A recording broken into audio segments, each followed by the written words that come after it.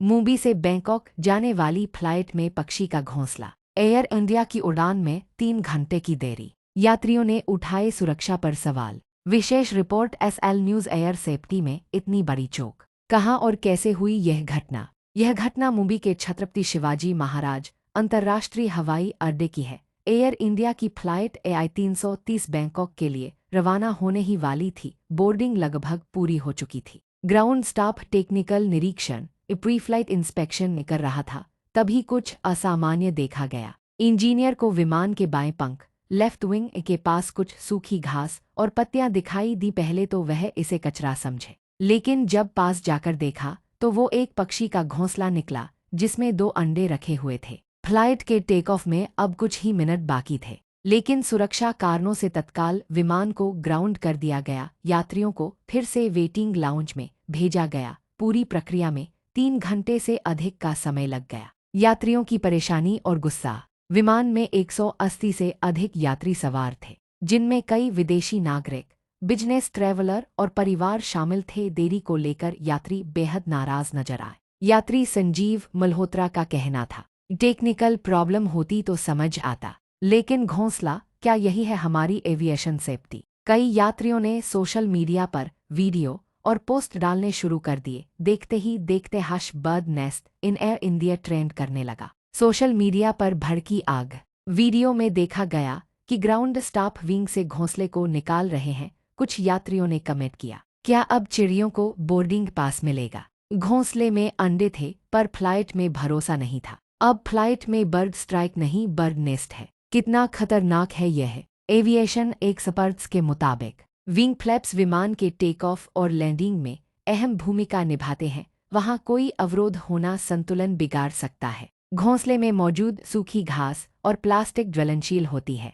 यदि पक्षी वापस आता या उड़ान के समय टकराता तो बर्ड स्ट्राइक का खतरा बढ़ जाता। यदि यह घोंसला नज़र से चूक जाता तो यह एक संभावित हादसा बन सकता था। एयर इंडिया और DGCA का जवाब।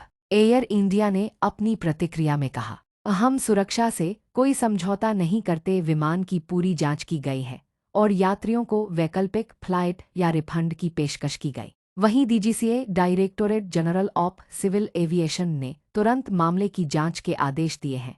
वे यह देखना चाहते हैं कि घोंसला कैसे बना और निरीक्षण में पहले क्यों नहीं आया। क्या ऐसे मामले पहले भी हुए हैं? जी हां, भारत में इससे मिलती जुलती घटनाएं पहले भी हो चुकी हैं। 2021 दिल्ली इंडिगो फ्लाइट के इंजन में पक्षी का घोंसला मिला। 2023 कोलकाता टेक ऑफ के वक्त bird strike, emergency landing. 2024 Hyderabad विमान की लाइटिंग कवर में पक्षियों का बसेरा। इससे यह साबित होता है कि एयरपोर्ट्स पर बर्ड कंट्रोल अभी भी एक बड़ी चुनौती है। क्यों बनता है घोंसला? मुंबई एयरपोर्ट के पास खुले मैदान, झीलें और डंपिंग साइट्स हैं। गर्मी और मानसून के दौरान पक्षियों की संख्या काफी बढ़ जाती है। रात के समय जब विमान पार्किंग में होते हैं, उस दौरान कम आवाज, कम हलचल और अंधेरा होने से पक्षी इन्हें सुरक्षित आश्रय समझते हैं और घोंसला बना लेते हैं। समाधान क्या हो सकते हैं? हर फ्लाइट से पहले नाइट विजन कैमरे और सेंसर स्कैनिंग। पार्किंग बे में बर्ड रिपेलेंट डिवाइसेस।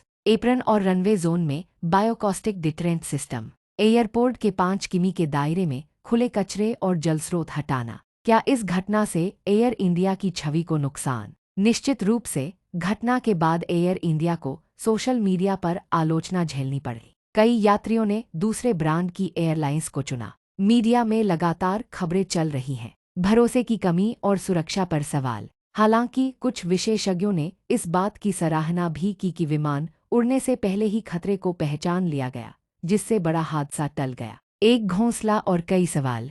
यह सिर्फ एक पक्षी का घोंसला नहीं था, बल्कि भारतीय एविएशन इंडस्ट्री की सुरक्षा व्यवस्था पर एक गंभीर सवाल था। अगर यह चूक होती और विमान उड़ चुका होता तो अंजाम क्या होता? अब यह जरूरी है कि सभी एयरलाइंस और एयरपोर्ट प्रशासन निगरानी और साफ सफाई के नियमों को और कड़ा करे। तकनीकी उपायों के साथ साथ प्रशिक्षण और जवाबदेही को भी प्राथमिकता दी जाए। यात्रियों की सुरक्षा को सिर्फ वादे नहीं, व्यवस्था का आधार बनाया जाए।